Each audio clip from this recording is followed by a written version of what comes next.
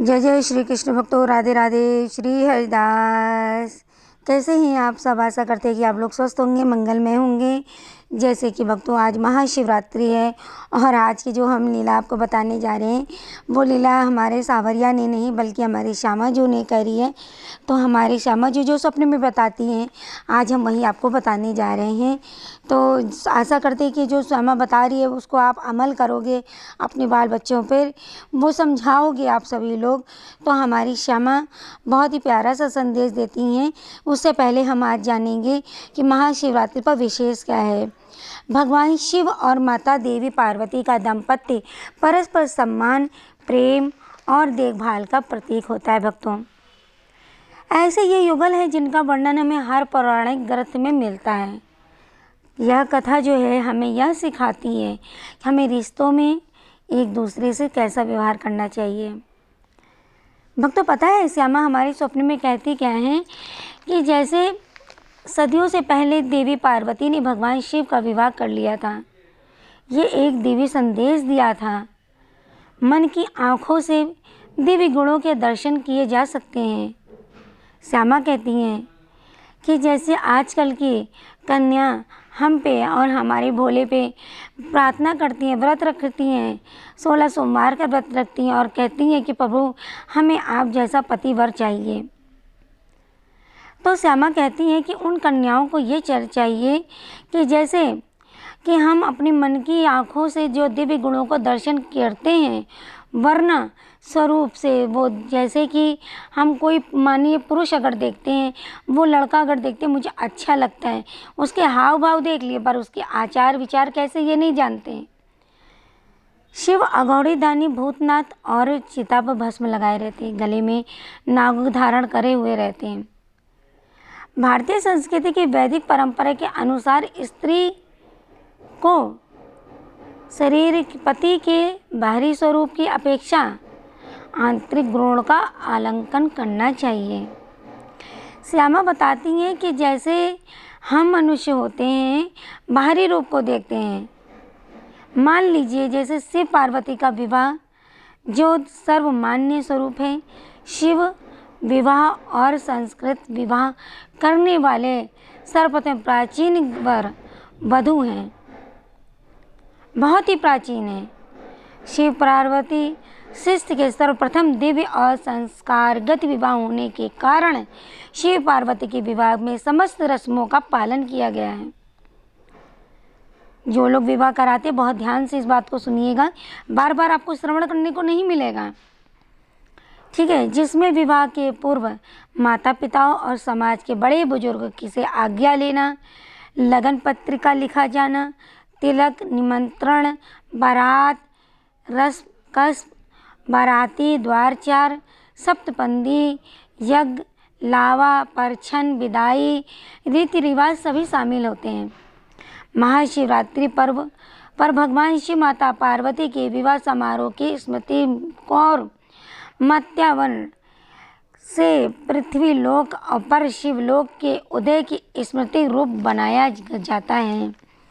कहने का मतलब है श्यामा का जैसे कि शिव पार्वती का विवाह हुआ था वैसे ही हम लोग अपनी कन्याओं का विवाह, अपने पुत्रों का विवाह करते हैं, ठीक है। फाल्गुन मास में कि कृष्ण पक्ष की चतुर्दशी की तिथि को जो ये पड़ता है, जो ये शिवरात्रि पड़ती है, वही शिवरात्रि महाशिवरात्रि के पड़ती है।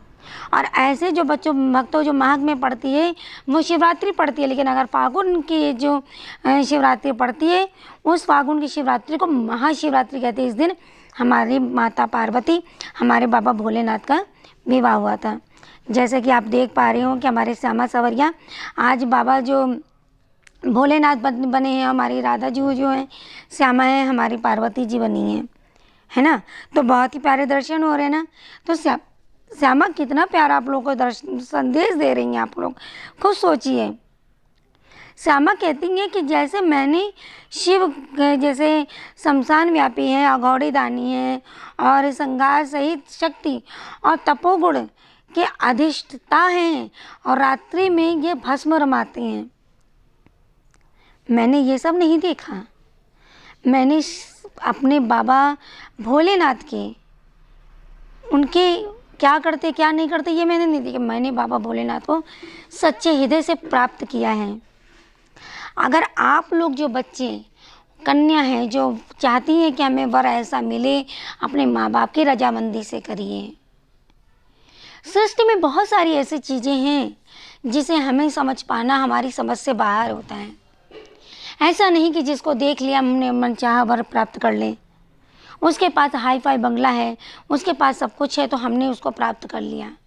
हमारे मन में जिज्ञासा उठी, बॉडी बिल्डर है, हमें जिज्ञासा उठी, हमने उसको कर लिया। नहीं, कोशिश करिए, हर कन्या को चाहिए कि माता पिता जो चाहेंगे हमारे लिए उचित होगा। बहुत से ऐसे देखे गए जो बिना माता पिता के चले जाते हैं, बच्चे शादी कर लेते हैं, चोरी छिपे शादी कर। नहीं, ऐसा नहीं करना है आपको। श्यामा बताती हैं कि जैसे कि मैंने एक बार अपने पति के, जब मेरे पिताजी ने यज्ञ करवाया तो मैं बिना आज्ञा के मैके में मुझे बुलाया नहीं गया। सब लोग आए, जब मैंने वहाँ पहुँच कर देखा, मैं से तो मुझे जाने नहीं दिया, लेकिन ज़बरदस्ती मैंने भोलेनाथ से कहा कि मुझे जाने की अनुमति दे। भोलेनाथ ने कहा कि जब बुलाया नहीं तो जाओगी क्या, लेकिन मैंने ज़बरदस्ती करी और मैं चली गई। जब वहाँ जाकर देखा, इतना मेरा अनादर, इतना इनका अनादर मैं सह नहीं पाई और जाकर उसी यज्ञ में कूद गई और सती हो गई।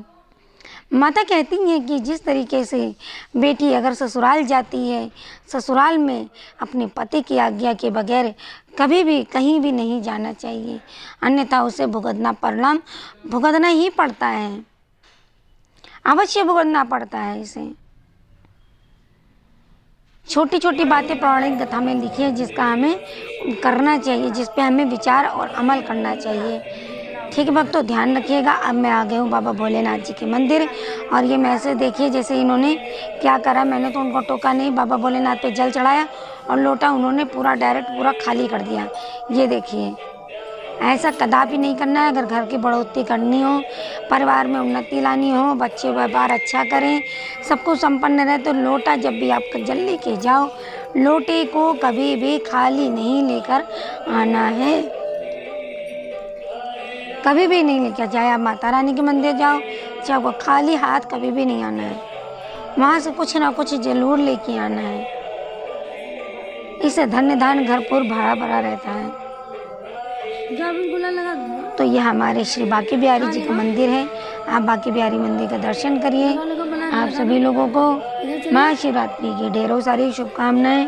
अब भक्तगण यहाँ कुछ हैं, अब हम लोग यहाँ पे करेंगे आरती। आरती की तैयारी चल रही है। तो जैसे ये देखिए, यहाँ पुष्प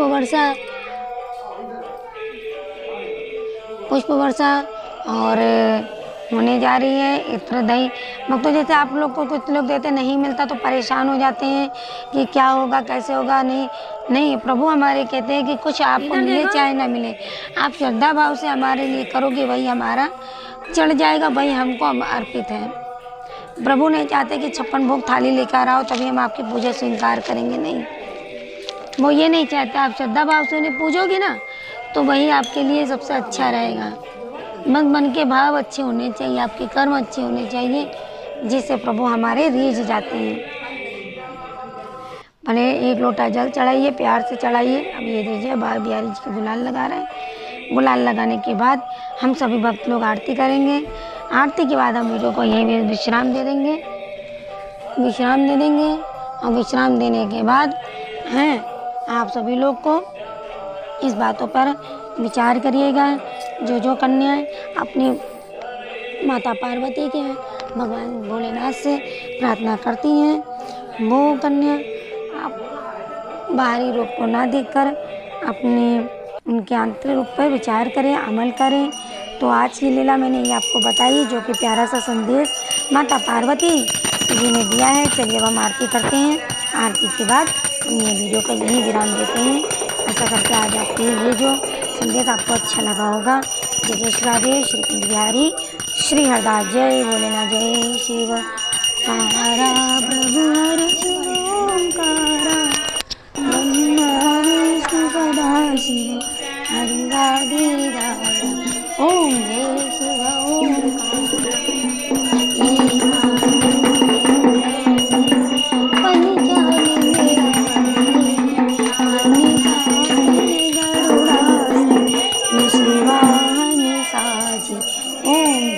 शिव